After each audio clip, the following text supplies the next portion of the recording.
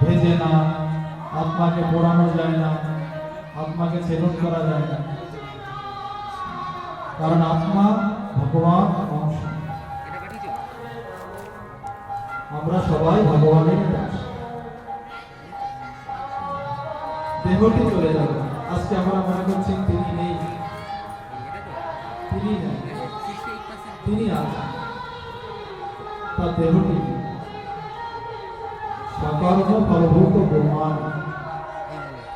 জীব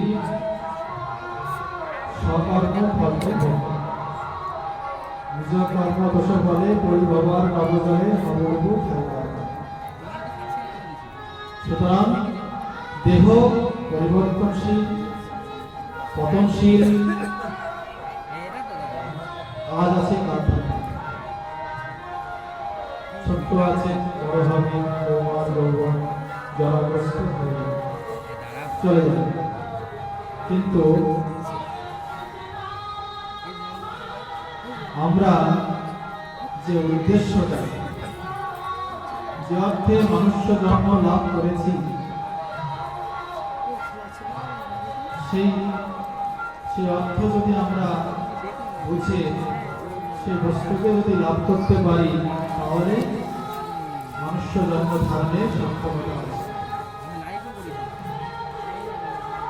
তা না হলে মনুষ্য জন্ম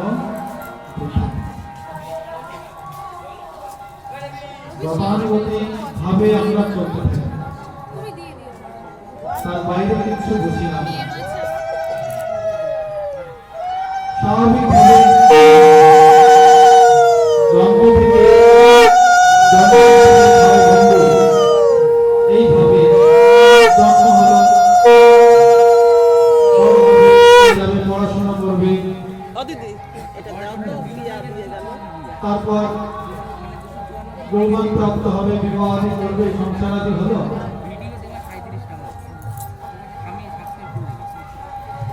সংসার অনেক উন্নতি হলো, যাই হোক, ধীরে ধীরে আবার বৃদ্ধকাল আসলো, জরাগ্রস্ত হলো, রোগ সংক্রামী চাকরিয়ে ধরবে, তখন আবার আমাদের অন্যত্র কোথাও আবার মৃত্যু। এটাই তো আমাদের গতানুগতিক জীবন, এর বাইরে কি আছে? এটাই কি সব?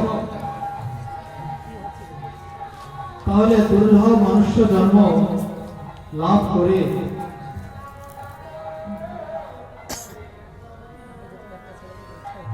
তার উদ্দেশ্যটা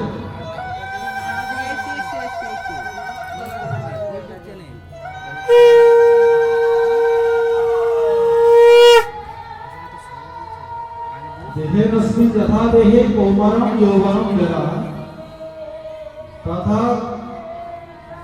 ধীরস্তত্র ন মিহন্তি। ভগবান বলছেন বুদ্ধিমান ব্যক্তি কখনো এইগুলোর মোহতে পড়ে না, কারণ দশমসি দিনানি যথা বিয়ায়ো নবানি গৃহন্তি নরোপরাণি তথা শরীরানি ইহাব জীর্ণানি अन्नानि समझातु नवानि। কৌমার যৌবন জরা এটা দেহের ধর্ম, রোগ হবে না আপনার আমার হাতে আছে, ঠেকাতে পারবে? রোগ হলে কেউ যদি বলি রোগ হবে না, আমরা আমি বললে হবে না, ও আসবেই। কার সাধ্য আছে যে আমার শরীরে রোগ হবে না, ঠেকাই দেবো? আমি বৃদ্ধ হব না, কেউ ঠেকাতে পারবে? কেউ ঠেকাতে পারবে? এই ক্ষণভঙ্গুর দেহ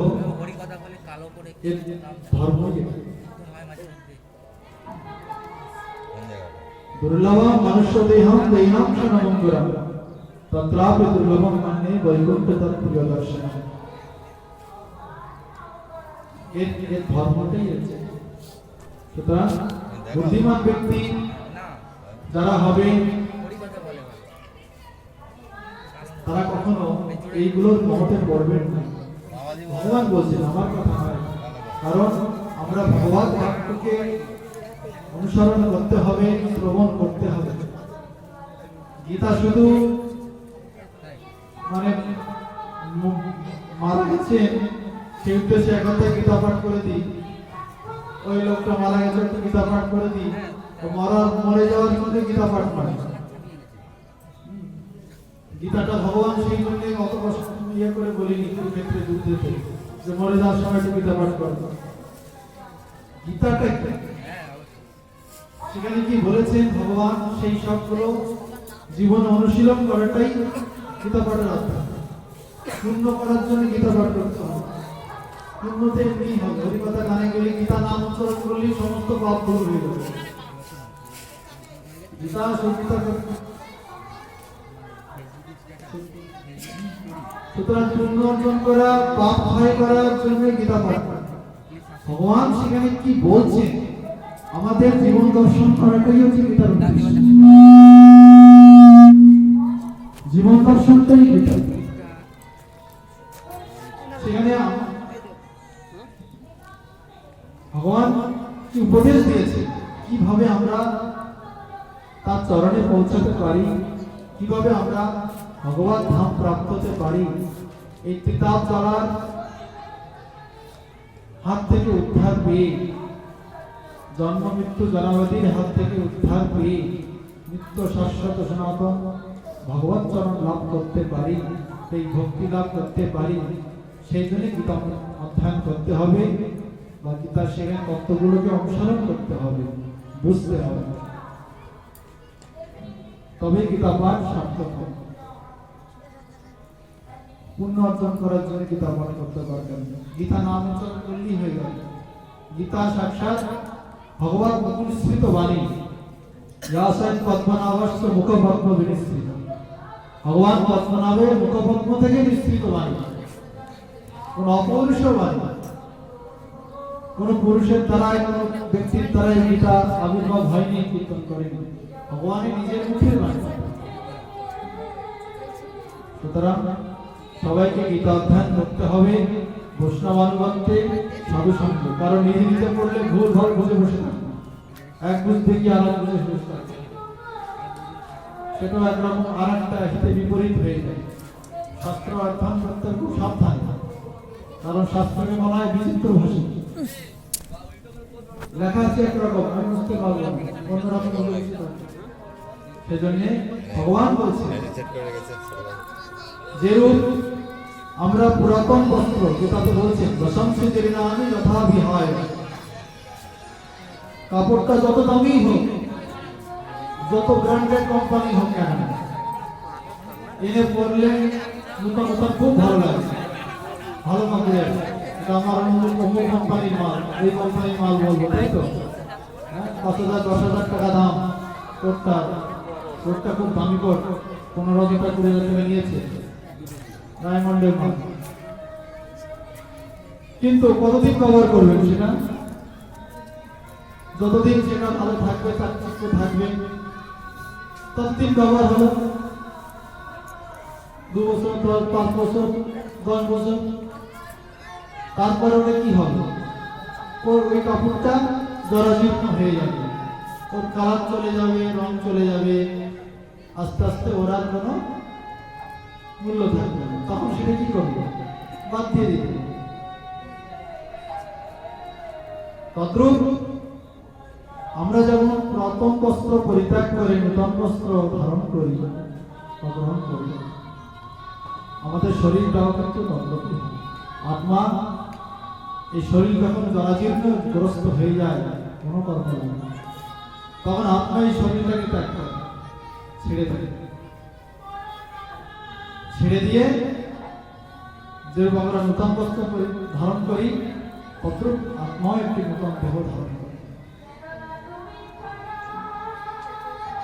কিন্তু তার দেহ ধারণটা তার কর্মফল অনুসারেই হয়ে থাকে। শরীরম যদপি আচ্ছা পুত্রমিতিশ্বরঃ গৃহীত এতানি সংজাতি বায়ু গন্ধা নিবাসায়। ভগবান গীতাতে বলছেন যে বায়ু যেরূপ গন্ধকে বহন করে নিয়ে যায়, ওইখানে একটি দূরে যদি কোথাও একটি রজনীগন্ধা বা গোলাপ ফুল ফোটে, আমরা এখান থেকে বুঝতে পারি। কি করে বুঝি? ফুলটা তো আমার কাছে আসে, তাহলে ওখান থেকে আমরা বুঝতে পারি, এখানে বসে বুঝতে পারছি ওখানে একটি গোলাপ ফুল ফুটেছে। অর্থাৎ বায়ু ওই গোলাপের গন্ধটাকে আমার নাক পর্যন্ত বয়ে নিয়ে এসেছে। আমরা বায়ু সেই গন্ধটাকে যেমন পরিবহন করে আমার নাকের কাছে এনে দেয়, আমরা বুঝতে পারি। তদ্রূপ আমাদের কর্মবাসনা, যে বাসনা নিয়ে আমরা দেহত্যাগ করি, সেই বাসনাটি ওই রকম বহন হয়, চলে যায়, নষ্ট হয় না। অমোঘ অবিনশ্বর বাসনা খুব খারাপ, কখনো নষ্ট হবে না। ওই এমন একটি বীজ, বীজটা যাবে না। বটবৃক্ষের নেই, বটবৃক্ষের বীজ যেমন চোখে দেখা যায় না, একদম ক্ষুদ্র, কিন্তু কতটা একটা বৃক্ষ ধারণ করে বলুন তো যখন বড় হয়, আর বছরের পর বছর, শয়ে শয়ে বছর, হাজার বছর বীজ থাকবে, নষ্ট হবে না। তদ্রূপ বাসনারও বীজটা ওরকম অবিনশ্বর, ওদের খুব সাবধান। মৃত্যুকালে যে বাসনা নিয়ে আমরা দেহত্যাগ করবো, ও তদ্রূপ একটি দেহ ধারণ করবো। ওই বায়ু যখন গন্ধকে বহন করে, তদ্রূপ আমাদের বাসনাটা ওইরকম বহন হয়ে যায়, এই দেহ থেকে ওই দেহেতে চলে যাবে। এখানে অন্তিম কালে মুক্ত হয়ে যাবে। সেজন্য ভগবানের কাছে প্রার্থনা করতে হবে যেন আমরা ভগবান চিন্তা করতে করতে দেহটা ত্যাগ করতে পারি। কিন্তু সেটা তো তার জন্য তো অভ্যাস অবলম্বন করতে হবে। সারা জীবন যা করবো, মৃত্যুকালে গোবিন্দ গোবিন্দ গোবিন্দ নাম করবো, হরিনাম করবো, হবে? হবে না। কারণ আমরা তো সারা জীবনই করি, তখন কি করে হবে? যা খাবো ঠেকুর তো সেটাই উঠবে, পেটের ভিতরে যে জিনিসটা যাবে খাওয়ার সময়, যখন ঠেকুর উঠবে তখন কি হবে? তখন সেই জিনিসই তো ঠেকুর উঠবে। যদি আমরা আজীবনকাল ভক্তিকে অবলম্বন করি, ভাগবত ধর্ম পালন করি, তাহলে মৃত্যুকালে আপনার জিহ্বা তখন নৃত্য করবে, কৃষ্ণ বলে, তখন আর কষ্ট করতে হবে না। কারণ জিহ্বা স্বতঃস্ফূর্ত ভাবে হরিকীর্তন লিখতে হবে। আমার জ্ঞানকে আমি অনেক মহারাজকে দেখেছি, অনেক বৈষ্ণবগণ সেন্স নেই শরীরে, কিন্তু জিহ্বাটা কৃষ্ণ নাম করে যাচ্ছে না, অথচ শরীরে কোনো জ্ঞান নেই। আমাদের মায়াপুর, শ্রীধাম মায়াপুরে চৈতন্য মঠে একজন বৈষ্ণব ছিলেন। আমরা ওনার ছেলে নাম ছিল সাক্ষী, আমরা সাক্ষী বাবু বলে ডাকতাম। ছোটবেলায়, আজ থেকে প্রায় 18-19 বছর আগেকার কথা, আমরা তখন ছোট। উনি অভ্যাস করে চলতেন, কোনো জ্ঞানগম্য ছিল না ওনার বেশি হয়, নিজের মতনই রকম ভাবে চলতেন, পুরো গীতা মুখস্থ করে। আপনি অন্য কিছু জিজ্ঞাসা করেন, জানে না, কোনো কথা নাই তার মধ্যে। তার কারণ তো মানে সেন্স নেই, মানে স্মৃতি নেই, অন্য কোনো ব্যাপার নেই। 24 ঘন্টায় তার শ্লোক মুখে উচ্চারণ হয়ে যাচ্ছে। পূর্বাদের মন্দিরে বসে থাকতেন, সমাধি মন্দিরে, আর আমরা খাবার দাবার দিয়ে আসতাম, কিন্তু শুনতে বসতে চিন্তা আজ মনেই যাচ্ছে। ভালো করে মানে যখন রাত্রিকালে কাছে গিয়ে বসে শোনা যায় যে গীতা পড়ে যাচ্ছে, অন্য কোনো নেই, শুধু গীতাটাই পড়ে যাচ্ছে। কারণ আজীবন কাল তিনি গীতা অধ্যয়ন করে গেছেন, হরিনাম করে গেছেন। আপনি যদি জিজ্ঞেস করেন যে বাবা খেয়েছেন, কেমন আছেন, আর বুঝতেই পারবেন না, শুনতেও পারবেন না, জানি না, কিন্তু জিহ্বা ঠিক তার কৃষ্ণ চালিয়ে যাচ্ছে, ওটা অজ্ঞাতসার হয়ে যাচ্ছে। কারণ কি, ওইটা অভ্যাস হয়ে পরিণত হয়ে গেছে। সেজন্য অভ্যাসে নিতে করতে বৈরাগ্য উচ্চারিত। অভ্যাস যদি এখন থেকে আমরা করি, তাহলে অন্তিমকালে আমাদের ভগবান নাম স্বতঃস্ফূর্ত ভাবেই মুখে উচ্চারিত হবে, তার জন্য কোনো কষ্ট করতে হবে না। এটাই হলো ভক্তি ধর্মের। প্রহ্লাদ মহারাজ সেজন্য বলেছেন, ওমার আচরণ গ্রন্থ ধর্ম ভগবতার নয়। কবে থেকে করতে হবে হরিনাম? কখন থেকে করতে হবে? দিনক্ষণ তিথি থেকে, নক্ষত্র থেকে করতে হবে কি? আমাদের স্বাভাবিকভাবে আমাদের ভিতরে একটা কথা প্রচলন আছে যে বয়স হলে হরিনাম করবে, বৃদ্ধ হোক তারপরে গিয়ে হরিনাম। এখন তো নয়, ওসব আমার জন্য নয়, বৃদ্ধ বয়স বুড়ো হলে দেখা যাবে, তাই তো? কণ্ঠাবরোধনম বিদৌ ভজনম কুতস্তে ইদম শরীরম শতসন্তি চর্চরম পতত্তবশ্যম পরিণাম বেশনম কিমৌষধম পুচ্ছসি মূলধর্মতে নিরময়ম কৃষ্ণরথ ভগবত বিত্তে কণ্ঠাবরোধনম বিদৌ ভজনম কুতস্তে। বুড়োকালে হরিনাম করব, বৃদ্ধকালে কখনো বৃদ্ধ ব্যক্তির ভাষা হতে পারে না,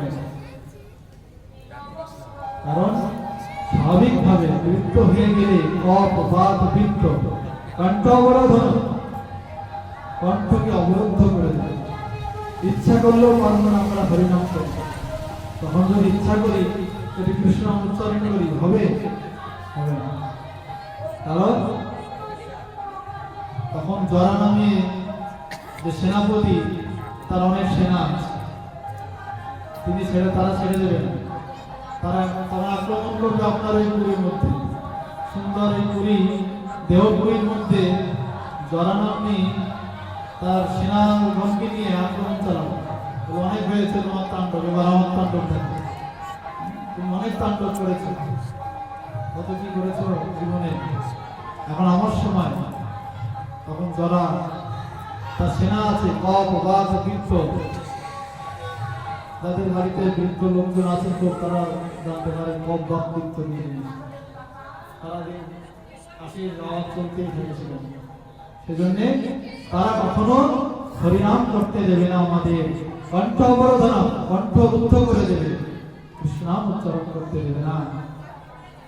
তাই সময় থাকতে প্রহ্লাদ মহারাজ বলছেন ওই সময় না, কৌমারী আচরণ প্রয়োগ করে, কৌমার কাল থেকে যেদিন থেকে জ্ঞানোদয় হয়, যেদিন থেকে আমরা বুঝতে পারি, সেদিন থেকেই হরিভজনে প্রবৃত্তি হওয়া কর্তব্য। কারণ দুর্লভম মনুষ্য দেহম দৈনাম ক্ষণমঙ্গরম, এই দেহ দুর্লভ, 84 লক্ষ জন্ম আছে, সে 84 লক্ষের জন্মের ভিতরে মাত্র 4 লক্ষ মানুষ, বাকি তো আছে অন্যান্যগুলো আছে জলদানি স্থাবর লক্ষ্য বিংশতি জলের ভিতরে 9 লক্ষ বার জন্ম, পশু পক্ষী পক্ষী গুলে 10 লক্ষ বার, অন্যান্য সব আছে, তার মধ্যে 4 লক্ষ বার মানুষ। কিন্তু সেই মনুষ্য জন্ম আবার কোথায় হবে, কেমন হবে, কোন কুলে হবে, এমন জায়গায় হলো সেখানে ভগবান কি জিনিস চেনেই না, কৃষ্ণ কি জিনিস দাঁড়িয়ে থাকলে বলো কি জিনিস দাঁড়িয়ে আছে, কারো মতো জিজ্ঞাসা করে, চেনেই না, তারাও মানুষ, কিন্তু চেতনার কোনো প্রবৃত্তি, সেখানে চেতনার কোনো বিকাশ নেই, আচ্ছাদিত চেতন, কোথাও বা মুকুলিত চেতন। সেজন্য এগুলো ভগবান সুন্দর করে বলেছেন। এইভাবে কোথাও তারা ভগবানই বোঝেন না, সাধুগুলি বৈষ্ণব কি জিনিস চেনেনি না, হরিনাম কি জিনিস জানেই না, তারাও মানুষের মতনই দেখতে। আবার এমন এমন জায়গা আছে সেখানে মানে হরিনাম কানেই শুনতে পায় না, কত জায়গা আছে। এখন তো তাও যাক ডিজিটাল ওয়ার্ল্ডে এসে আমরা ফোনে টোনের মাধ্যমে দেখতে পাই, কিন্তু আগে তো সে জায়গায় সাধুদেরও দর্শন পায় না, তারা কোনো একজন সাধু বৈষ্ণব গেলে। তো যাই হোক, এইভাবে আমাদের কর্তব্য সবাইকে ভগবত ভজন করা, কারণ ভগবান আমাদের নিত্য আত্ম সুহৃদ, তিনি আমাদের প্রিয় আত্মা, তারই নিত্য বস্তু, ভগবত অংশ। সুতরাং তিনি কখনো তিনি অজর আমার শাশ্বত। সুতরাং যতদিন পর্যন্ত আমরা ভগবত চরণ লাভ না করব, ততদিন পর্যন্ত জীবের মুক্তি সম্ভব নয়। পুনরপি জননম পুনরপি মরণম পুনরপি জননী জটারেই স্বয়ং। আচার্য শঙ্কর বলেছেন, ইয়া সংসারে গৌরুস্তারে কৃপয়া পারে পাহি মায়া। ভজ গোবিন্দম গোবিন্দম ভজ মূঢ়। হে মূঢ়মতি, হে মূঢ়মন, সেই গোবিন্দেরই ভজনা করো। শঙ্করাচার্য পাঠ করছে, কারণ একমাত্র গোবিন্দ ছাড়া এই পুনরূপী জনন, পুনরূপী মরণ, পুনরূপী জননী জঠরে শোয় না, এর হাত থেকে কেউ উদ্ধার করতে পারবে না, কারো ক্ষমতা নেই। অন্য সব কিছু সবাই দিতে পারে, কিন্তু মুক্তি দাদাতে মুকুন্দ, সেই ভগবান মুকুন্দই একমাত্র এই পিতা যারা হাত থেকে মুক্তি দান করতে পারে। সুতরাং সেই গোবিন্দের চরণাশ্রয় আমাদের একমাত্র কর্তব্য। যদি আমরা তার চরণাশ্রয় করতে পারি, তার জন্য সাধুগুরু বৈষ্ণবের চরণাশ্রয় কর্তব্য। সাধুর সঙ্গে কৃষ্ণ নাম এই মাত্র চাই, সংসার আর এখানেই আমার কথার বিরাম রইল। আমাদের প্রভু তিনি সুন্দরভাবে হরিকথা বলবেন, আমরা প্রভুর মুখ থেকে কিছু হরিকথা শুনবেন। বাচ্চাদের কত কৃপা সুযোগ হয়ে গেছে পরিবার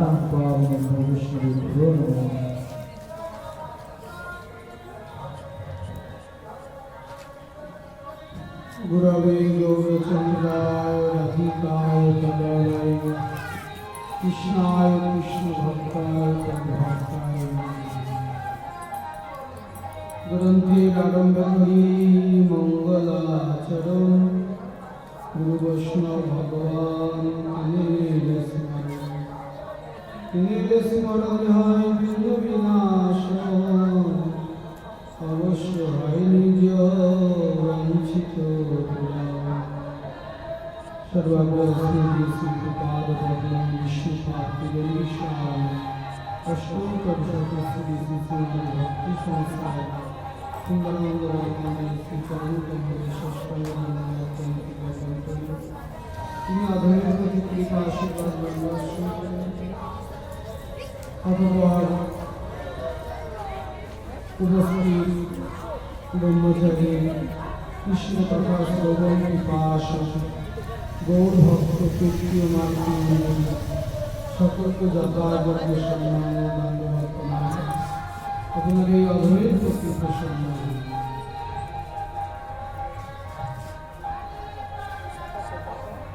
আমরা সদা প্রাপ্ত রামচন্দ্র ঘোষ মহাশয়ের আদ্য শ্রাদ্ধ বাসরের তার পুত্র বংশী ঘোষ মহাশয় তিনি সাধুদের আহ্বান করে ভগবত কথা কৃষ্ণ কথার আয়োজন করেছেন। বলছে জগতের যত কথা সব ব্যাখ্যা, একমাত্র কৃষ্ণ কথাই কথা, নয়তো সব ব্যাখ্যা।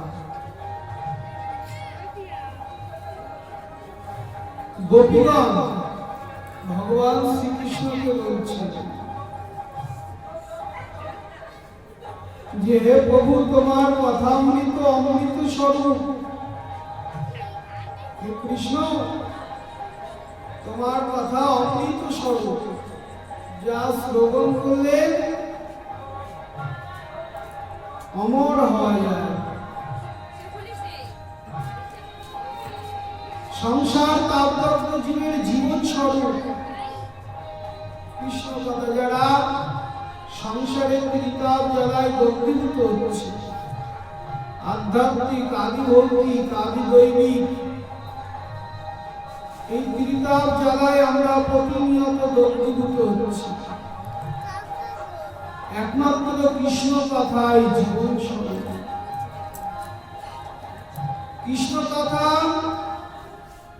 শ্রবণ করলে পাপ বিনাশ হয়, এবং এই কৃষ্ণ কথা প্রচারকারী জগতের সর্বশ্রেষ্ঠ দাতা। জগতে অনেক দান আছে,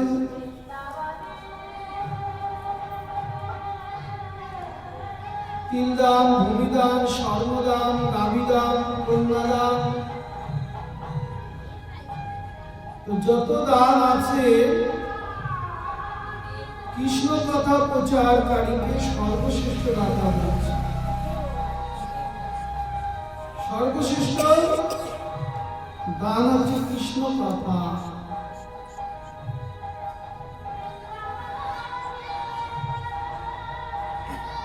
তো আজকে যে শ্রাদ্ধের অনুষ্ঠান করেছেন রামচন্দ্র ঘোষ মহাশয়ের পুত্র,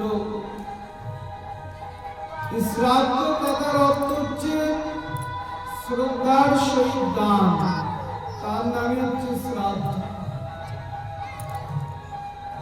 শ্রদ্ধার সহিত দান করা। কি দান? ভূমিদান, জলদান, আসন দান, অন্নদান, বস্ত্রদান, গাভীদান, এইভাবে ১৬০০ দান আছে। ভগবান বিষ্ণুর উদ্দেশ্যে বেদজ্ঞ ব্রাহ্মণকে দান করার নামে হচ্ছে শ্রাদ্ধ। সেই দানটা হবে শ্রদ্ধার সহিত। গীতায় ভগবান শ্রীকৃষ্ণ বলেছেন, বিধিহীনং শিষ্টান্নং মন্ত্রহীনং দক্ষিণাং শ্রদ্ধা বিরহিতং যোগ্যং কামসং পরিচক্ষতে। যে শাস্ত্রবিধি না মেনে, মন্ত্রপাঠ না করে, মনে শ্রদ্ধা না রেখে, ব্রাহ্মণকে যথাবিহিত দক্ষিণা না দিয়া, অন্নদান না করিয়া যে যজ্ঞ করায় তা তামসিক যজ্ঞে পরিণত।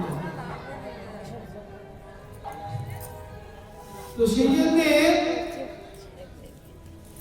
ভগবান বিষ্ণুর উদ্দেশ্যে বেদজ্ঞ ব্রাহ্মণকে দান করার নামই হচ্ছে শ্রাদ্ধ।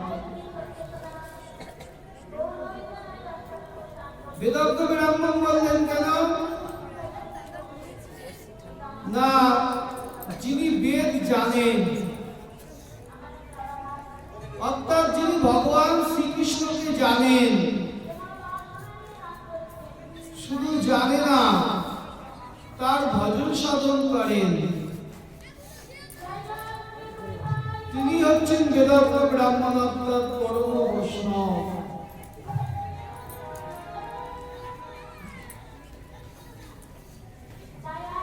সেই দানটা ভগবান গ্রহণ করেন বেদজ্ঞ ব্রাহ্মণের মাধ্যমে।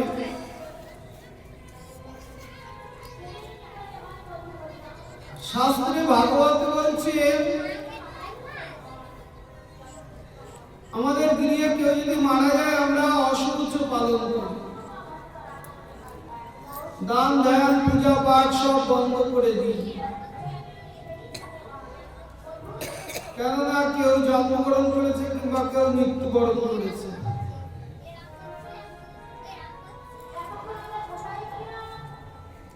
তো দান করলে কি হয়? দানের দ্বারা দ্রব্য শুদ্ধি হয়, সেই দ্রব্য শুদ্ধিতা লাভ করবে। দানের দ্বারা দ্রব্য শুদ্ধি হয়।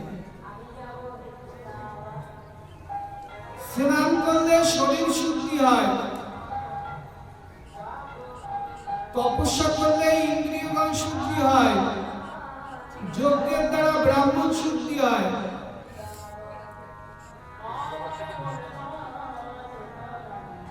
আর ভগবানকে জানতে পারলে আমাদের ভিতরে যে জীবাত্মা সেটা পবিত্রতা লাভ করে। যতক্ষণ পর্যন্ত আমরা ভগবানকে জানতে না পারছি,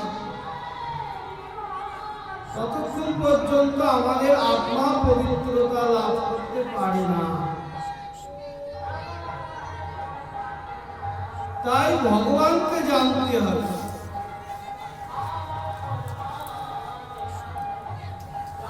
দান ধ্যান করলাম, দ্রব্য শুদ্ধি হলো, স্নান করলাম, শরীর শুদ্ধি হলো। বস্ত্র যদি অপবিত্র হয়, ধৌত করলে পবিত্রতা লাভ করলো। কিন্তু আমার ভিতরে যে জীবাত্মা রূপে মন, বুদ্ধি, চিত্ত, অহংকার এই যে জীবাত্মা, এই মন বুদ্ধি চিত্ত অহংকার তখনই শুদ্ধিতা লাভ করবে, পবিত্রতা লাভ করবে যখন আমরা ভগবান সম্বন্ধে জানতে পারবো, ভগবানকে জানতে পারবো।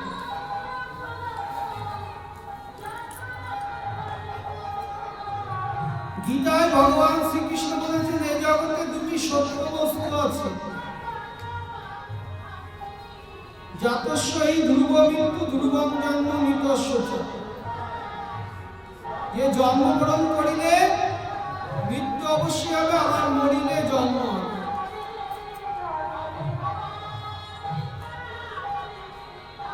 আমরা যখন জন্মগ্রহণ করেছি আমাদের মৃত্যু নিশ্চিত, মৃত্যুবরণ আমাদের করতেই হবে। কিন্তু কেমন ভাবে আমরা মৃত্যুবরণ করব, সেই মৃত্যুবরণ করা, কিভাবে মৃত্যুবরণ করলে মৃত্যু আমাদের সার্থক হবে, সেটা জানতে গেলে ভাগবত জানতে হবে।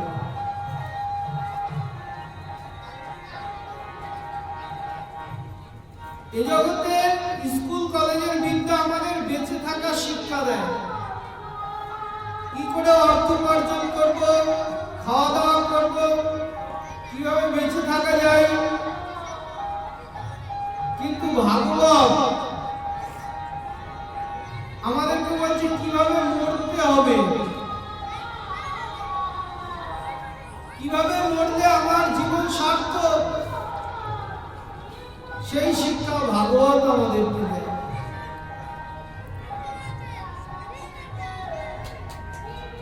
দেখুন বিশ্বদেব যখন ষড়শয্যায় শায়িত আছে, যন্ত্রণা ভোগ করছেন, কিন্তু মৃত্যুবরণ করতে পারছেন না, তার তো ইচ্ছা মৃত্যুবরণ ছিল,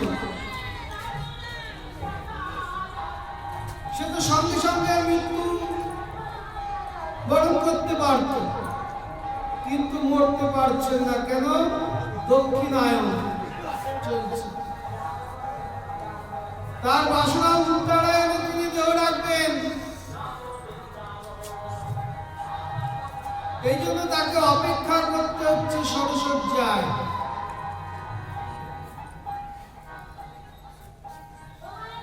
এদিকে কুরুক্ষেত্রের যুদ্ধে বহু জীব বধ হয়, ধর্মরাজ যুধিষ্ঠিরের শোক দূর হচ্ছে না। ভগবান শ্রীকৃষ্ণ ধর্মরাজ যুধিষ্ঠিরকে বোঝাচ্ছেন, কিন্তু ধর্মরাজ যুধিষ্ঠির বুঝছেন না।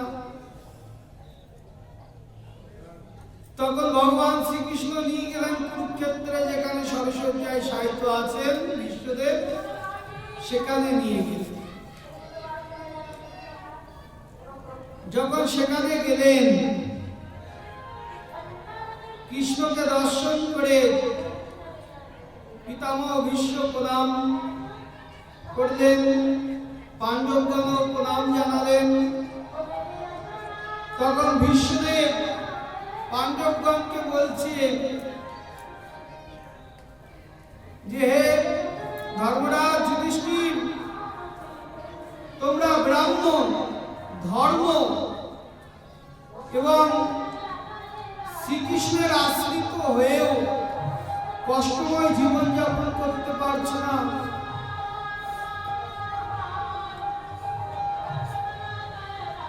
যেখানে ধর্মরাজ যুধিষ্ঠির, গদা যুদ্ধ কুশল ভীম, গান্ডীবধারী অর্জুন এবং পরম বান্ধব শ্রীকৃষ্ণ বর্তমান, সেখানেও যে দুঃখ আসে, এ বড় আশ্চর্যের বিষয়।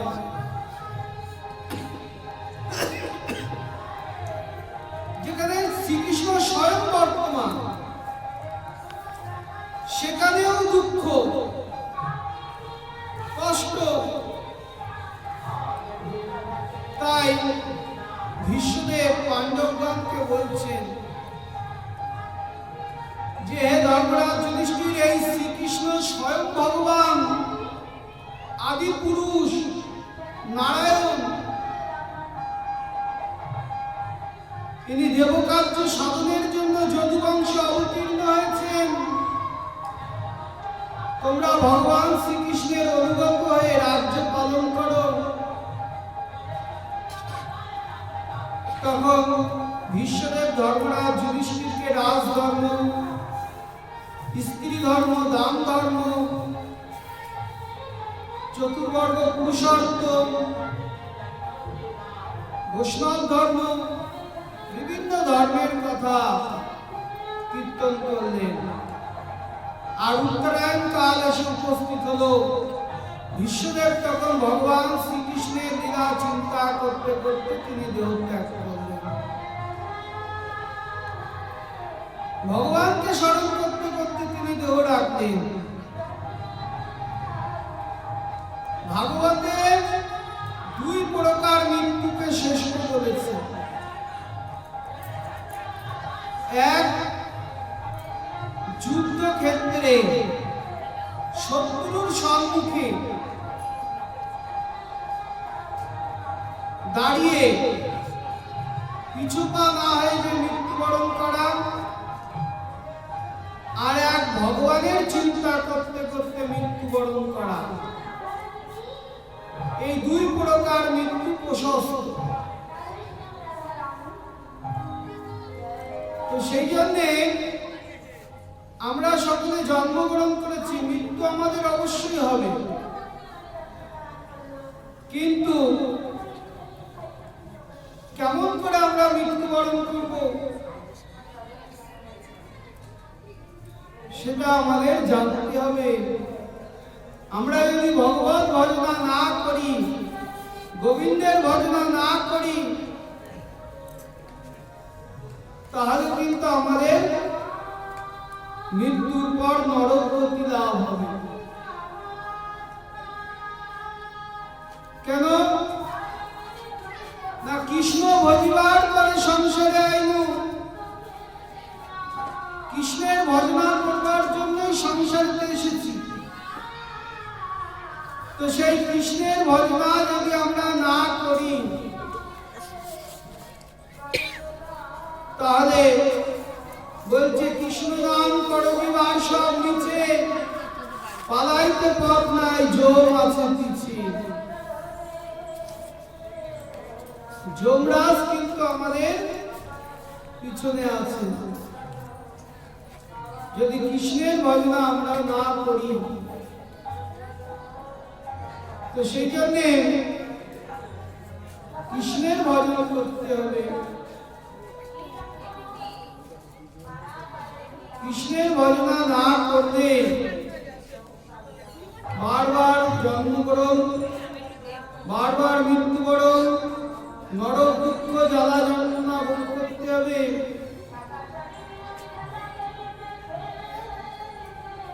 সেই জন্য যাবৎ আছে দেহে প্রাণ আর আছে শক্তি, তাবৎ কর কৃষ্ণ পাদ পদ্মে ভক্তি।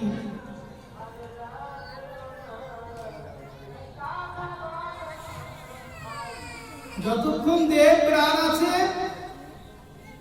এবং শক্তি আছে, কৃষ্ণের চরণে ভক্তি করতে হবে। শাস্ত্র বলছে জীবিতং বিষ্ণু ভক্তস্য বরং পঞ্চ দিনানিচ নতু কল্প সহস্রাণি ভক্তি নশ্য কেশবে। বিষ্ণুর ভক্ত হয়ে, কৃষ্ণের ভক্ত হয়ে 5 দিন বেঁচে থাকা ভালো, কিন্তু ভগবানের প্রতি ভক্তিহীন হয়ে সহস্র বছর এ জগতে বেঁচে থেকেও কোনো লাভ নেই, কোনো লাভ হবে না।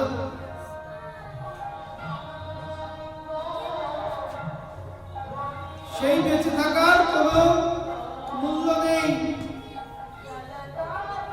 বৃক্ষগণ বেঁচে থাকে যুগ যুগ ধরে, তাতে কি লাভ? কোনো লাভ হয় না। আমরা জলজন্তু রূপে 9 লক্ষ বার জন্মগ্রহণ করেছি। জলের মাছ, কাঁকড়া, সাপ হয়ে তাতে কি লাভ? সাপে ধরে খেয়েছে, জালে জড়িয়ে মৃত্যুবরণ করেছি, কত দুঃখ কষ্ট জন্মেতে।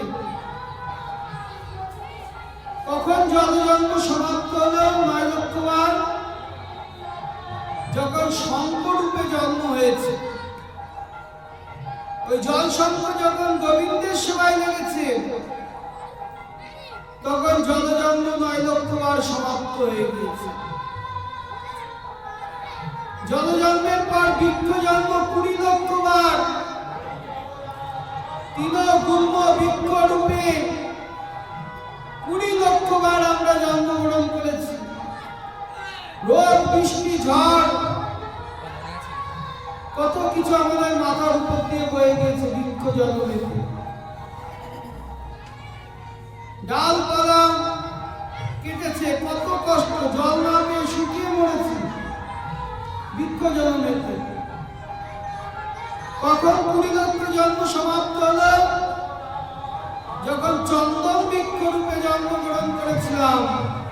ওই চন্দন যখন ঘষে তুলসী পত্রে সে গোবিন্দের চরণে গিয়েছে, তখন 20 লক্ষ বার বৃক্ষ জন্ম সমাপ্ত হয়ে গেল। তারপর পৃথিবীর জন্ম 11 লক্ষ বার। পৃথিবীর জন্ম হয় মলত্যাগের স্থানে, জন্ম মাত্রই মৃত্যু হয় 11 লক্ষ বার। কখন সমাপ্ত হলো? গণ্ডকী নদীতে বজ্র নামক এক কীটের জন্ম হয়। ওই কীট শিলা থেকে নারায়ণ শিলা তৈরি করে। যখন ওই কীট জন্মটা নারায়ণের সেবায় লেগে গেল, তখন 11 লক্ষ জন্ম সমাপ্ত হয়ে গেল। তারপর পক্ষী জন্ম 10 লক্ষ বার। পক্ষী জন্মেতে কত দুঃখ কষ্ট, গাছের ডালায় বাসা বেঁধে ঝড় বৃষ্টি মাথার উপর দিয়ে গিয়েছে। মানুষ আনন্দ উপভোগ করবার জন্য খাঁচা এনে বসে কত কষ্ট পক্ষী জন্মেতে। কখন সমাপ্ত হলো? যখন ময়ূর রূপে জন্ম হয়েছে, ওই ময়ূরের পাখনা যখন গোবিন্দের সেবায় লেগে গেল, তখন 10 লক্ষ বার পক্ষী জন্ম সমাপ্ত হয়ে গেল। একটা জন্মের থেকে আরেকটা জন্মের উদ্যোগতি লাভ করতে হলে সেই জন্মের দ্বারা, সেই দেহের দ্বারা গোবিন্দের সেবা করতে হবে। তা নয়তো জন্ম করে দেন, দেহ করে দেন, কোনো সার্থকতা নাই। দেহের দ্বারা, জন্মের দ্বারা, আয়ুর দ্বারা, বাক্যের দ্বারা, মনের দ্বারা, অর্থের দ্বারা, কর্মের দ্বারা গোবিন্দের সেবা করতে হবে। তবে সেই বস্তুর সার্থকতা। আমাদের যে সম্পত্তি আছে, চোখ, কান, নাক, হাত, পা, অর্থ, মন, বাক্য, এই সমস্ত বস্তু দ্বারা গোবিন্দের সেবা করতে হবে। ভগবান এগুলো আমাদেরকে দিয়েছে তার সেবার জন্য। চোখ দিয়েছে ভগবানকে দর্শন করবার জন্য। যদি আমরা সেই সদ্ব্যবহার না করি, তাহলে অন্ধ হয়ে জন্ম নিতে হবে।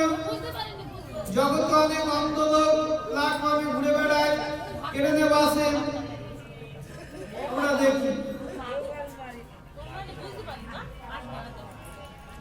তারপরে হাত দিয়েছে ভগবানের সেবা করবার জন্য।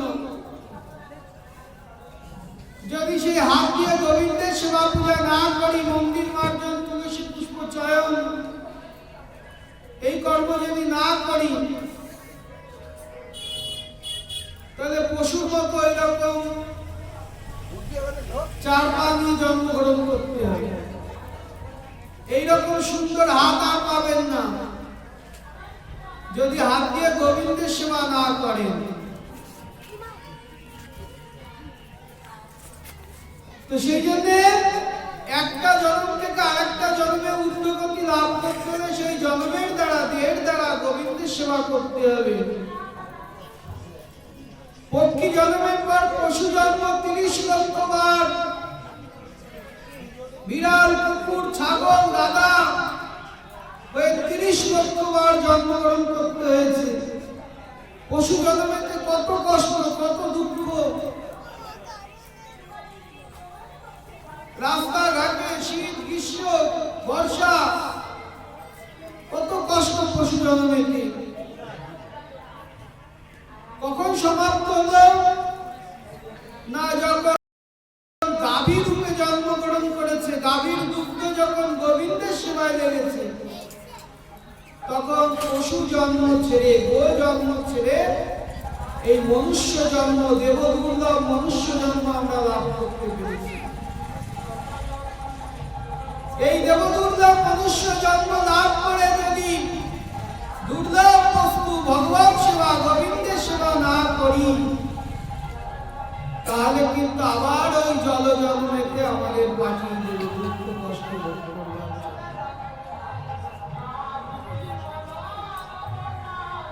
বিচার করতে হবে। মনুষ্য জন্ম একমাত্র ভগবান সেবা, গোবিন্দের সেবা করবার জন্য।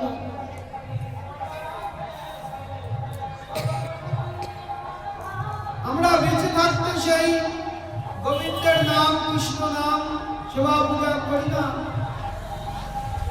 কিন্তু মৃত্যুর পর পর্যন্ত এই কৃষ্ণ নামই সঙ্গে যাবে।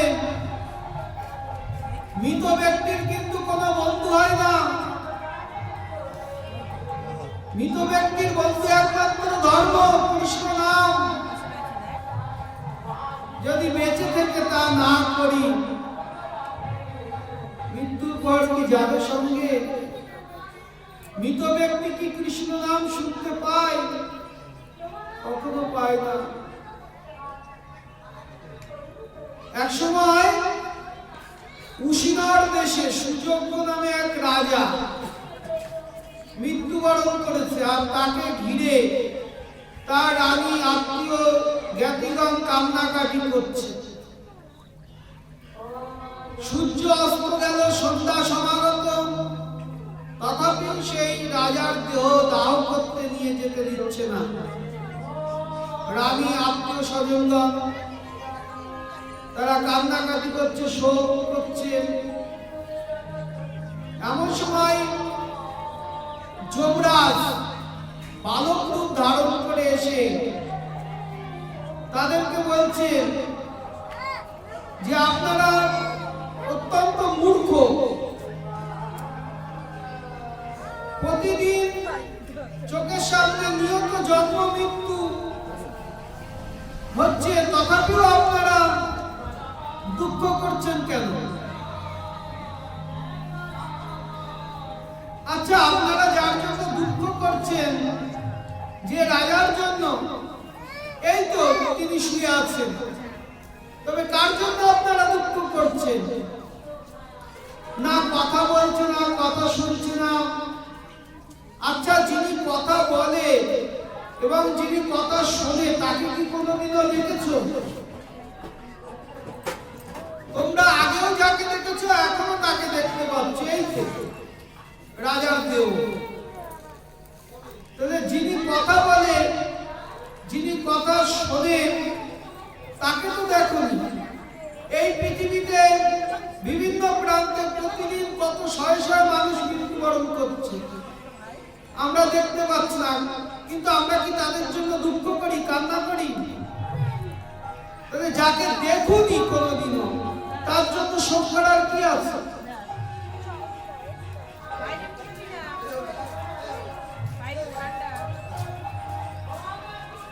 তো সেই জন্য যাকে আমরা দেখিনি, সে আত্মার জন্য শোক করছে। তো আমাদের সকলের একদিন না একদিন মৃত্যুবরণ করতে হবে। মনুষ্য জন্ম লাভ করে যদি আমরা গোবিন্দের ভজনা না করি, তাহলে আমাদের মতো দুর্গতি আর কারো হবে না। আবার দুঃখ কষ্ট ভোগ করতে হবে। তো যিনি বুদ্ধিমান হবেন তিনি সময় থাকতে থাকতে,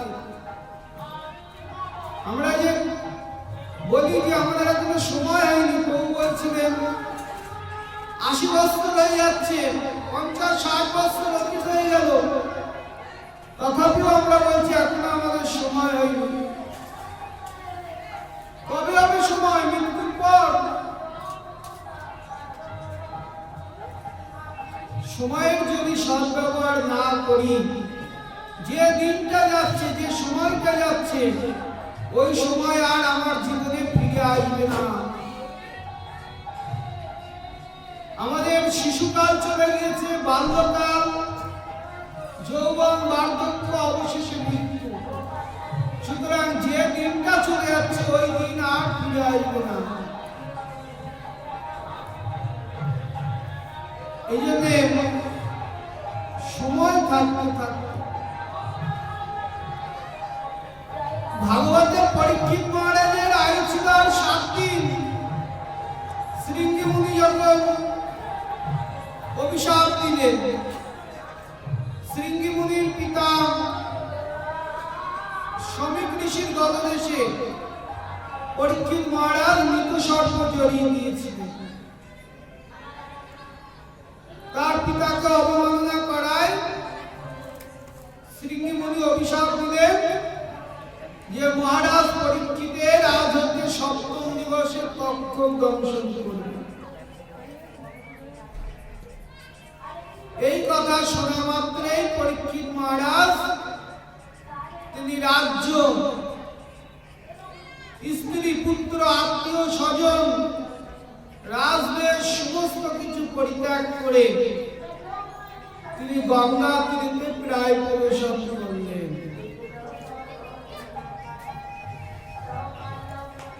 পরীক্ষিত মহারাজ তিনি জানতেন যে আমার আয়ু আর 7 দিন, কিন্তু আমাদের প্রত্যেকের আয়ু কিন্তু ওই 7 দিন। পরীক্ষিত মহারাজের মৃত্যু 7 দিন পরে, আর আমাদের কিন্তু প্রত্যেকের এই 7 দিনের মধ্যে, রবিবার থেকে শনিবার পর্যন্ত এই 7 দিন, এই 7 দিনের মধ্যেই আমাদের মৃত্যু হবে। তো পরীক্ষিত মহারাজ যখন জানতে পারলেন, সব ত্যাগ করে গঙ্গা তীরে প্রায় প্রবেশন করলেন। তখন নানা গোত্রজাত মুনিবৃন্দ সেখানে এসে উপস্থিত হলেন। পরীক্ষিত মহারাজ সকলকে প্রণাম করে তার প্রায় প্রবেশনের কথা জানালেন এবং বললেন, হে প্রভু, আপনারা বলুন নিরীহমান জীবের কর্তব্য কি? যিনি মরতে চলেছেন তার কি করা কর্তব্য? তখন সমবেত ঋষিবৃন্দ কেউ বললেন আপনি যজ্ঞ করুন, কেউ বলল আপনি জপ করুন, কেউ বলল আপনি ধ্যান করুন,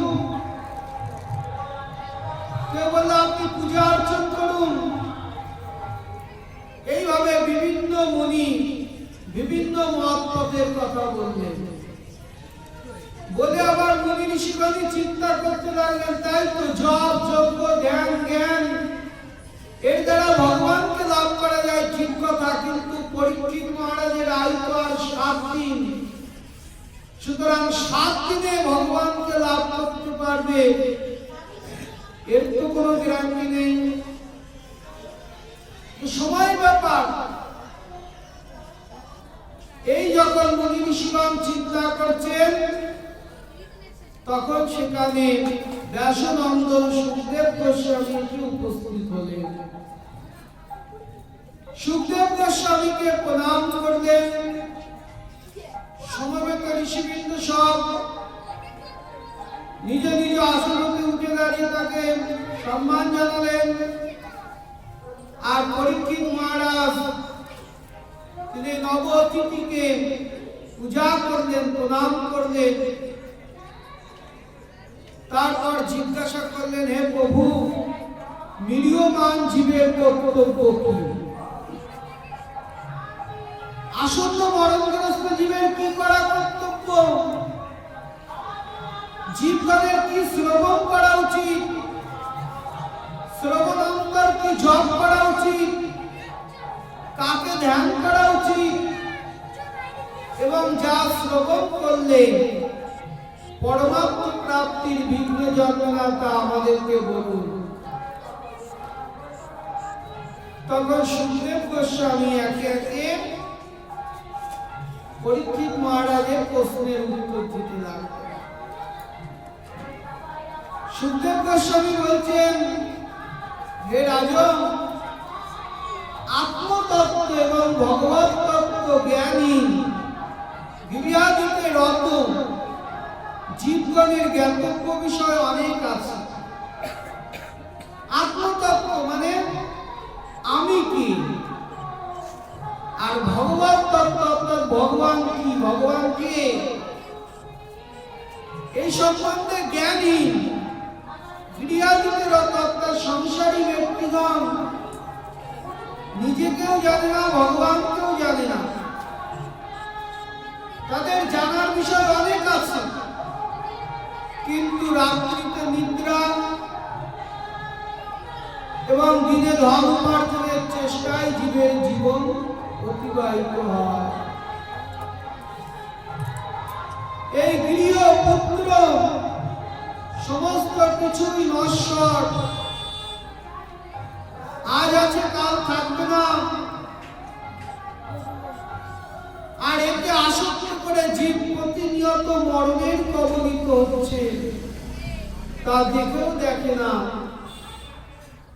তাই হে রাজন, যারা এই মরণের হাত এড়াতে চান, তাদের সর্বশক্তিমান ভগবান শ্রীকৃষ্ণের কথাই শ্রবণ, কীর্তন এবং স্মরণ করা উচিত।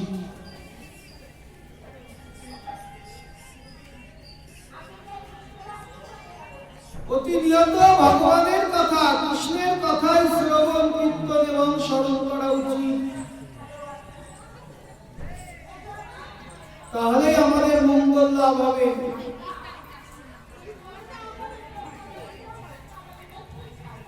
কিন্তু আমরা আমাদের যে ধর্ম কি সেটাই ভুলে যাচ্ছি। কেননা আমরা আত্মতত্ত্ব অর্থাৎ আমি কে এটাই জানি না। ভগবান তো পরের কথা, আমি কে এই যে প্রশ্ন, এটাকে বলে ব্রহ্ম জিজ্ঞাসা। সর্বপ্রথম ব্রহ্মার মনে এই প্রশ্নটা জেগেছিল। ব্রহ্মা যখন ভগবান বিষ্ণু নাভি পদ্ম হতে অনন্ত সমুদ্র বক্ষে পদ্মের উপর জন্মগ্রহণ করেছিলেন, তখন দেখলেন চারিদিকে জল আর জল। চিন্তা করছেন আমি কে, কে আমার? এই প্রশ্ন ব্রহ্মার মনে প্রথম জিজ্ঞাসা হয়, এটাকে বলা হয় ব্রহ্ম জিজ্ঞাসা। তাই আমাদের সকলের সর্বপ্রথম এই প্রশ্নের উত্তর জানা দরকার যে আমি কে আর কে আমার। এই আমি কে এটা না জানার দরুন আমার ধর্ম কি এটা আমরা জানতে পারছি না। কারণ আত্মবিচার হতে জীবের ধর্ম আসে, আমি কে তার উপর নির্ভর করে আমার ধর্ম। আমি যদি মনে করি আমি রাজা, তাহলে আমার ধর্ম প্রজা পালন করা, দেশ রক্ষা করা। আমি যদি মনে করি পিতা তাহলে পুত্রের পালন করা আমার ধর্ম। যদি মনে করি আমি পত্নী তাহলে পতি সেবা করা আমার ধর্ম। যদি মনে করি পুত্র তাহলে পিতা মাতার সেবা পূজা করা আমার ধর্ম। যদি মনে করি আমি ব্রাহ্মণ তাহলে পূজা পাঠ করা বেদাধ্যায়ন করা আমার ধর্ম। ক্ষত্রিয় দেশ রক্ষা পূজা পালন, বৈশ্য কৃষি গোরক্ষা বাণিজ্য, শূদ্র এই তিন বর্গের সেবা। তাহলে যেমন যেমন নিজেকে আমি অভিমান করব ঠিক তেমন তেমন আমার ধর্ম আমার সামনে উপস্থিত হবে। তাহলে আমি কে এটা যতক্ষণ পর্যন্ত নির্ণয় না হচ্ছে ততক্ষণ আমার ধর্ম কি আমি বুঝতে পারছি। তাহলে এই আমি প্রশ্নের উত্তর আমরা সাধারণত জন্মের ভিত্তিতে দিই। আমরা জন্মের পরিচয় দিই কি না, প্রথমত আমরা হয় হিন্দু কি মুসলিম বিভিন্ন একটা ধর্মকে কেন্দ্র করে ধর্মের ভিত্তিতে পরিচয় দিই আমি হিন্দু কি আমি মুসলিম কি খ্রিস্টান পরিচয়। লিঙ্গ ভেদে পরিচয় দিচ্ছি আমি স্ত্রী কি আমি পুরুষ।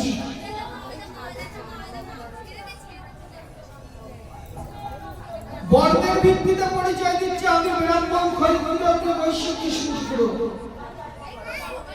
আশ্রমের ভিত্তিতে পরিচয় দিচ্ছি আমি ব্রহ্মচারী কি গারস্থ কি বামপন্থী কি সন্ন্যাসী।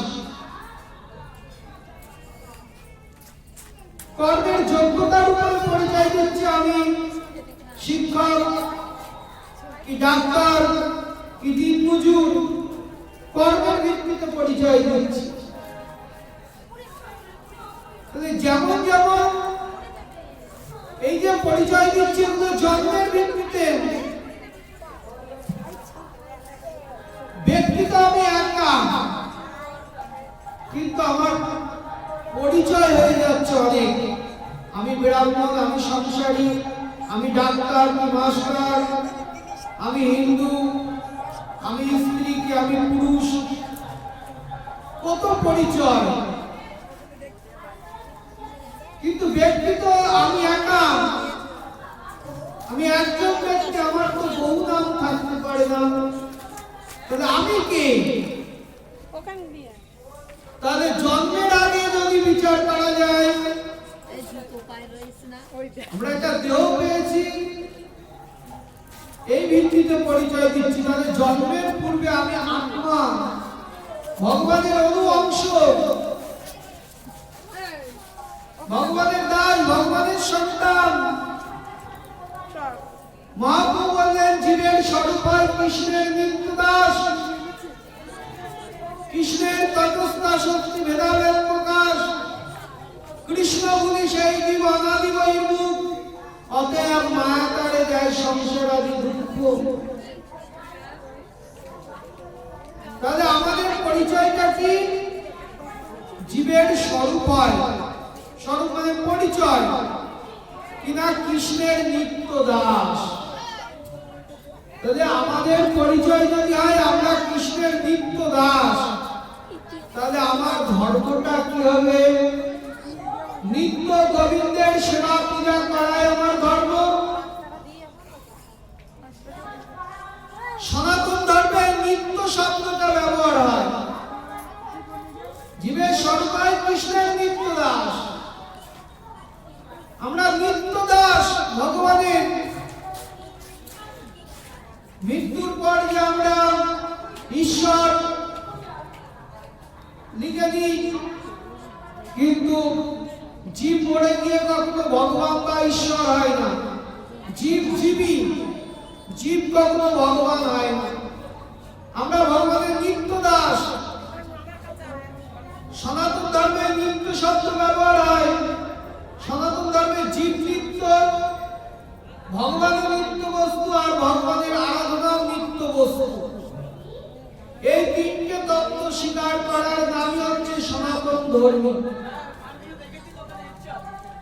তিনি সনাতন ধর্ম পালন করছেন যিনি এই তিনটে বস্তুকে স্বীকার স্বীকার করে ভগবান নিত্য বস্তু, ভগবানকে মানে জীব উপাসক আর তার উপাসনা অর্থাৎ সাধন ভজন করেন নিত্য। যদি বলি আমি ভগবানকে মানি কিন্তু উপাসনা করি না, তাহলে আমার মানা না মানার সমান। ভগবানকে মানি অথচ উপাসনা করি না, তাহলে আমি সনাতন ধর্মকে ভ্রষ্ট হয়ে গেলাম। তো সেই জন্য সনাতন ধর্ম হচ্ছে নিত্য ধর্ম, জীবের ধর্ম, ভগবান ধর্ম। জগতে আমরা যত ধর্ম দেখতে পাই, এই ধর্মগুলোর সৃষ্টি হয়েছে এক একজন মহাপুরুষের দ্বারা, জগতে প্রচার হয়েছে। গীতায় বলেছে না যে বস্তুর সৃষ্টি হয় তার বিনাশ নিশ্চিত, কিন্তু সনাতন ধর্ম সর্বতম সদা যুক্ততম, অর্থাৎ তন শব্দে বিস্তার বোঝায়, সদা সর্বদা বিস্তৃত থাকে যে ধর্ম, সেটাই হচ্ছে সনাতন ধর্ম। সদা সর্বদা বিস্তৃত আছে ধর্ম। সৃষ্টির আগে থেকে এর জন্ম হয়নি, সুতরাং এর বিনাশ হবে। অন্যান্য ধর্মের মতো সনাতন ধর্মের কোন সৃষ্টি নাই, বিনাশও নাই। তো আমরা সেই সনাতন ধর্মের মানুষ, আমাদের ধর্মকে আমাদের রক্ষা করতে হবে। আমরা যদি ধর্মকে রক্ষা না করি, তাহলে মৃত্যুর পর ধর্ম কিন্তু আমাদের রক্ষা করবে না। যোগের যন্ত্রণা হতে আমাদের দণ্ড হতে আমাদের রক্ষা করবে না ধর্ম। মৃত ব্যক্তির বন্ধু হচ্ছে ধর্ম। সুতরাং মৃত্যুর আগে যদি সেই ধর্মকে পালন না করি, ধর্ম কিন্তু যোগ যন্ত্রণা হতে আমাদের রক্ষা করবে না। এই জন্যে একাদশী ব্রত করতে হবে, সদ্গুরুর চরণ আশ্রয় করে দীক্ষাদি নিয়ে কৃষ্ণ ভজনা করতে হবে। যদি আমরা এই ভবসাগর হতে উত্তীর্ণ হতে চাই, এই দেহটা হচ্ছে তরি নৌকা, আর গুরুদেব হচ্ছেন কান্ডারি। তো দেহ পেয়েছি, যদি গুরুচরণ আশ্রয় না করি, তাহলে এই ভবসাগর পার হব কি করে? সুতরাং এই জন্যে অবশ্যই আমাদের দীক্ষা দিতে হবে, সদ্গুরুচরণ আশ্রয় করে কৃষ্ণ ভজনা করতে হবে, একাদশী ব্রত করতে হবে, ভগবানের প্রীতি আদি পালন করতে হবে। তাহলেই আমাদের মঙ্গল লাভ হবে। আর তার হয়তো কোনো লাভ হবে না। এই যে আমার করছি, মৃত্যুর পর কিন্তু কিছুই যাবে না সঙ্গে। একটা দৃষ্টান্ত দিই, মজার, 9টা বাজতে যায়। একজন ব্যক্তি 4 জন স্ত্রী ছিল। তো প্রথম স্ত্রীকে খুব ভালোবাসে, অলঙ্কার আদি করায়। দ্বিতীয় স্ত্রীকে শুধু ভালোবাসে, আর তৃতীয় স্ত্রীকে মনে সুখ দুঃখের কথা বলে, আর চতুর্থ স্ত্রীর দিকে ফিরেও তাকায় না। তো সেই ব্যক্তি যখন মৃত্যু শয্যায় শায়িত,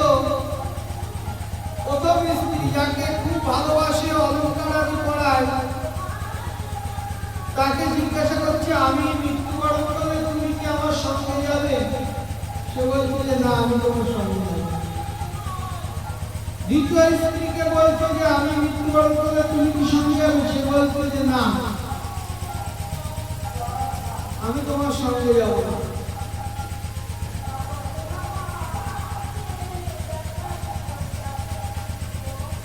সে বলছে যে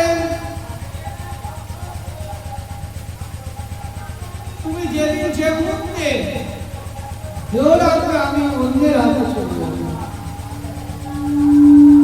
আর তৃতীয় স্ত্রী যাকে মনে সুখ দুঃখের কথা বলে, সে বলছে বর্জ্য শ্মশান পর্যন্ত যাবো, তারপর বাড়ি ফিরে আসবো। আর চতুর্থ যার দিকে ফিরেও তাকায় না, সে বলছে হ্যাঁ আমি তোমার সঙ্গে যাব। এই যে প্রথম স্ত্রী অর্থাৎ ভালোবাসার বস্তু, আসক্তির বস্তু,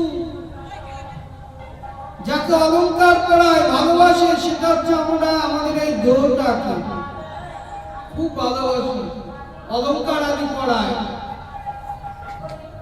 এই দেহ কিন্তু আমাদের সঙ্গে যাবে না। এই দেহ পোষণের জন্য আমরা জীব হত্যা করি,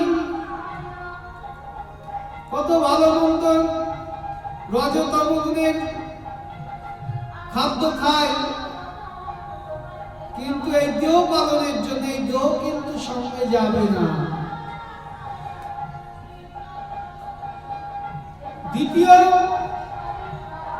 যাকে শুধু ভালোবাসে, সে বলছে তুমি যেদিন যে মুহূর্তে দেহ রাখবে আমি সেই দিন সেই মুহূর্তে অন্যের হাত ধরে চলে যাব। দ্বিতীয়, আমরা ভালোবাসি আসক্তির বস্তু হচ্ছে অর্থ, বিষয়, সম্পদ। যেদিন আপনি যে মুহূর্তে দেহ রাখবেন সেই মুহূর্তে আত্মীয় স্বজন সব ভাগ বটোয়ারা করে দিবে। আপনার অর্থ সম্পদ ও কিন্তু আপনার সঙ্গে যাবে। বাবা মা মারা গেছে, প্রচুর টাকা ধন সম্পত্তি গুছিয়ে ফিরে গেছে, বাবা মা হরিভজন করতো না, ছেলে পিলেও হরিভজন করে না। সুতরাং কি হবে? গতি অর্থ করেও তার সঙ্গে যাবে না।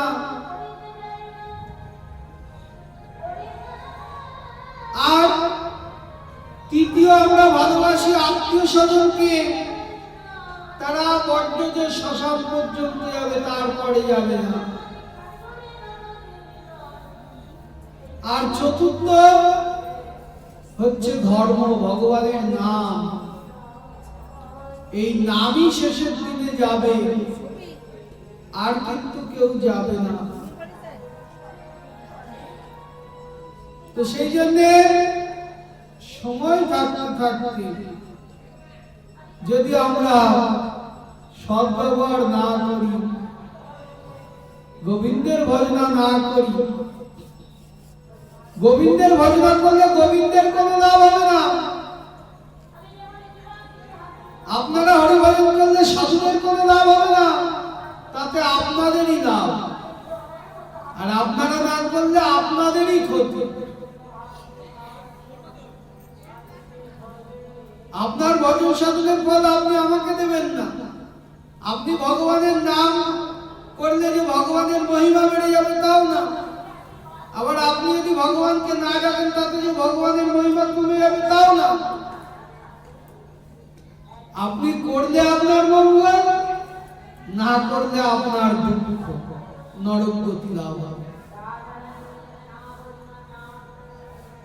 এবার আপনারাই বিচার করে বুঝুন, আপনারা বুদ্ধিমান হবেন না মূর্খ থাকবেন।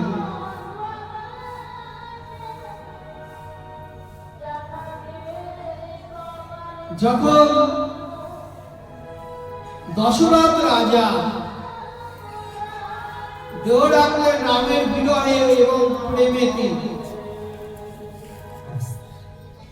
তিনি রামচন্দ্রকে বনবাসে দিয়ে সেই রামের বিরহে এবং প্রেমে তিনি দেহ রাখলেন।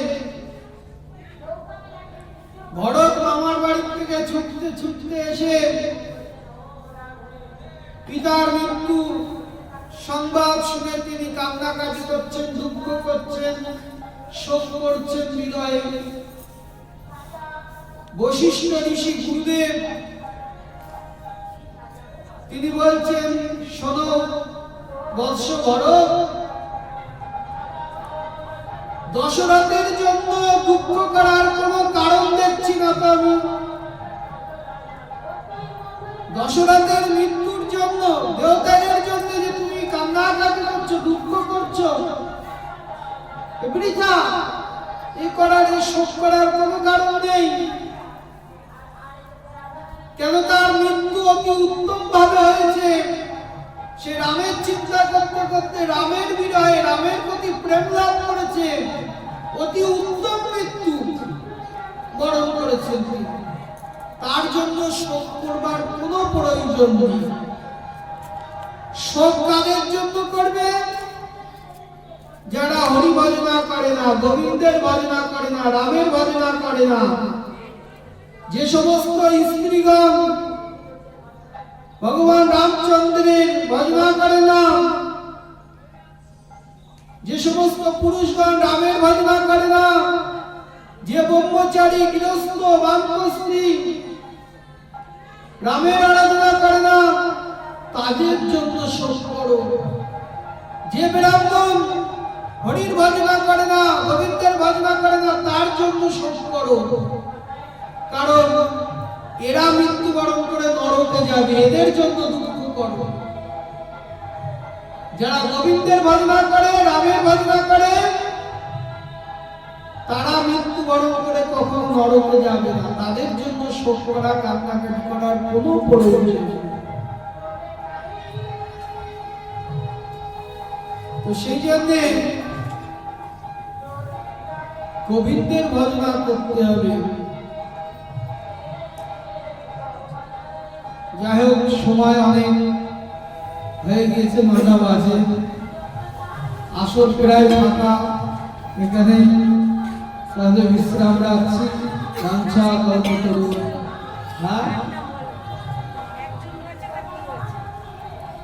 আরো শুনবেন? ওগুলা আবার মাঠে ফিরবে।